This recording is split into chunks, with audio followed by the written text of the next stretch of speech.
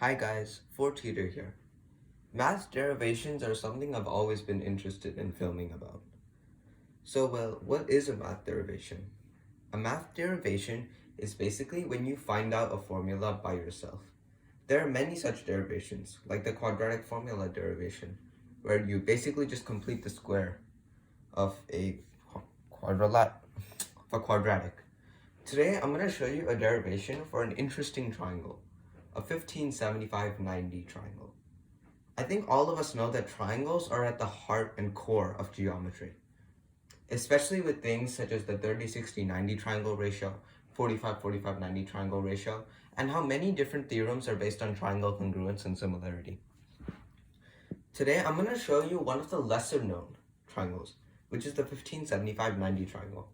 It also has its own applications, such as finding the area of a regular decagon using apothem, perimeter, whatever. Yeah, and also when you combine two of these right triangles together, you get a 30-75-75 triangle, which can also be used, which you can also find the area of by using this ratio. Bear with me a little because the derivation is somewhat complex, especially in the later stages. So if you just want to know the height of this, I suggest you pause the video after I find it, because me finding the hypotenuse takes a little bit of time and effort. Without further ado, let's get started. First, I'm going to draw my triangle right here. And since it's 1575-90, this is 75 degrees, this is 15 degrees, and this is a right angle. Well, generally what I would do if I'm deriving a formula is I set the side length here at 1, because it's just so easy to work with. The first step is look at these angles. I think what I should do here is draw a line here, which basically cuts this into a 30-60-90 triangle and an isosceles triangle when this is 150 degrees. This works because this 30-degree angle is actually the exterior angle of this 150-degree angle, and so is the sum of the two 15-degree angles. Now this is 60 degrees. Now this is 60 degrees, you can use the 30-60-90 triangle ratio, which is, for reference, it's 1 to square root 3 is the height, and 2 is the hypotenuse. Since I put 1 here, I would put square root 3 here, and 2 is the hypotenuse. Generally, I wouldn't use the hypotenuse if I'm doing something, but here it's important, since this triangle over here is actually isosceles, so this side and this side are congruent. The reason it's isosceles is because these two are 15-degree angles, and the two base angles are congruent.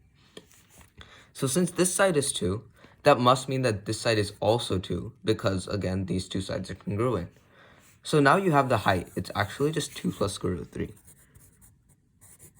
Well, you know the height and you know the shortest side. So you could just find the hypotenuse using Pythagorean theorem. If you square 1, so 1 squared plus 2 plus square root 3 squared, I'm not actually going to do the multiplication, but I'm just going to spare you. It's 8 plus 4 root 3 equals c squared. Well, c is the hypotenuse. Well, c is now the square root of 8 plus 4 root 3. This is not a very friendly number. So what I would do is I'm actually going to do a process. It's called radical simplification. Actually, it's not. I just named it. But I'm going to simplify this square root of 8 plus 4 root 3 into an easier radical to work with. Well, since it's in this form, 8 plus 4 root 3, I know that it's going to have to be in the form of a plus b root 3. I know this because of this radical here, and yeah. So what I would do is now I would square both sides. So now you have this equals a plus b root 3. So when you square both sides, you would get a squared plus 2ab root 3 plus 3b squared equals 8 plus 4 root 3. Well, I think you can actually see a system of equations here. A plus 4 root 3 and, well, you see this 2ab term? This 2ab must be 4 because that's the only term in this expression which has a radical in it. So now you can write that 2ab is equal to 4. And, well, if you get rid of this part, you're just left with a squared and 3b squared, which is 8. So a squared plus 3b squared equals 8. I suggest you pause the video if you want to know if you don't want to know the full derivation and just want the length, and come back to it when I actually finish doing this. But this part is a little complicated because it involves solving a rational equation.